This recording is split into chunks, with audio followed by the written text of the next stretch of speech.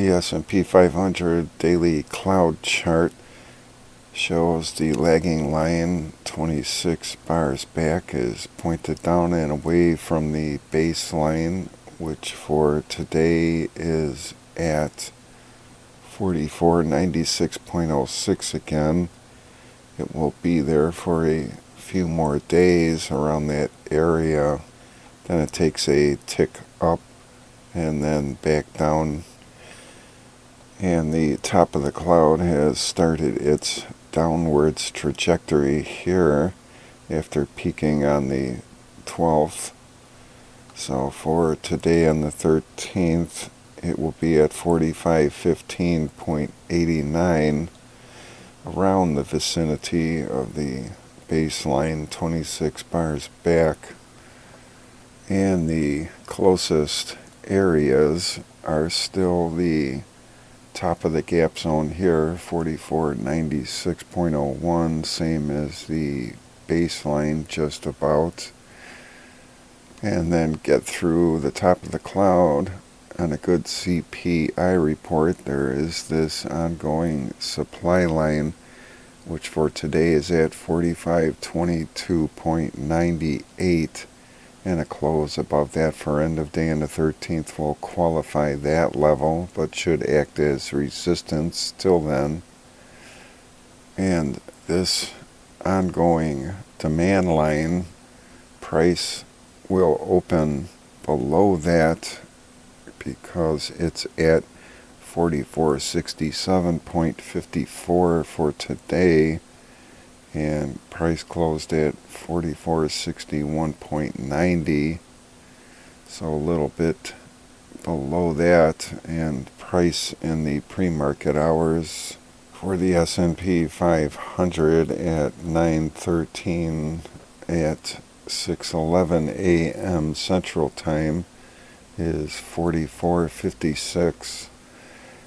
So that might not qualify for today because of the steepness of it and it opening below it by virtue of the steepness, but it will act as resistance to the upside.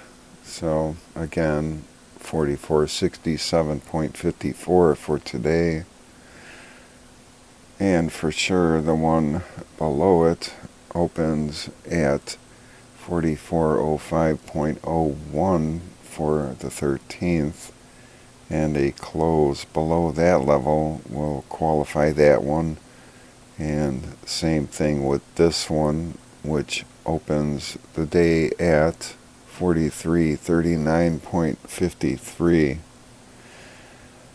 And the Bollinger Band upper band is taking a significant dip down, so it is definitely pointed down for both of the upper and lower Stark bands. And then with moving averages showing, here's the 21 EMA at that level, 4465.08 to start the day. And underneath it is the 20 simple moving average in solid blue, 4443.86 to start the day. And the pitchfork level 3 right here is at 4463.27 for today on the 13th. And the weekly diamond bottom extension line 1 is at 4461.58 for today, right in between those two levels there.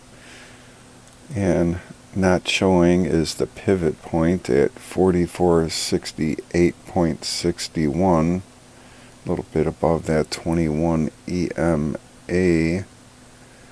and also the support 2 at 4459.16.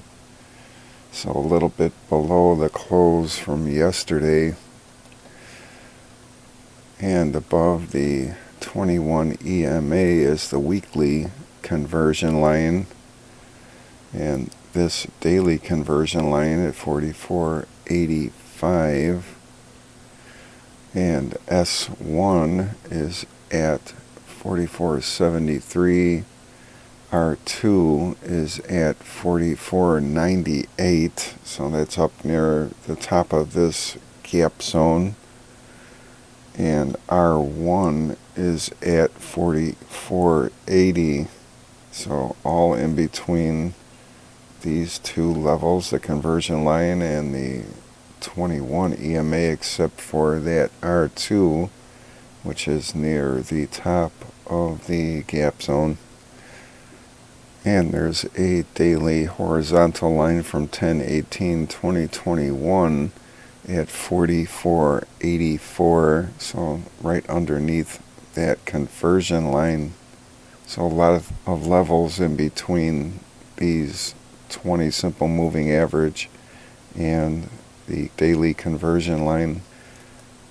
And the momentum down for 50% was qualified on yesterday's bar, so an open below this close and a tick lower than this low for today on the 13th, and then closing below this close on the 12th also will qualify and confirm this level and its exhaustion level down here for 50%. And the 35 simple moving average is at 44.77, and the 50 simple moving average is at 44.80 to start the day on the 13th. So that's another two levels right above price and in between the cloud conversion line and that 21 EMA. So a lot of stuff there, but that doesn't mean it can't blast up through everything on a great CPI report. And there's probably less resistance to the downside, especially if this gets qualified and confirmed today for the momentum down 50%. And the baseline for current price is at 44.38.31. And the ATM trigger pressure up did make a move off of the pressure up at -2 level down here. And it's still not above the 25 level, oversold, so it needs to get above that. The fast trigger down did make it below that 25 positive oversold level. And the slow trigger is on its way down there unless everything can turn around and head back up, and then the slow trigger can make another run for getting above the overbought 75. And back in the daily cloud chart, you can see the zigzag pattern has had the swing point to the downside. It's getting stronger now, and D-wave down 2 is the swing point. So for the next 3 days or so, 3 or 4 days, to have the D-wave down 3 print, there must be a tick lower than this low on the 18th, which was the other swing point to the upside for zigzag, and where D-wave up 4 finally halted its advance, so price started heading up after that.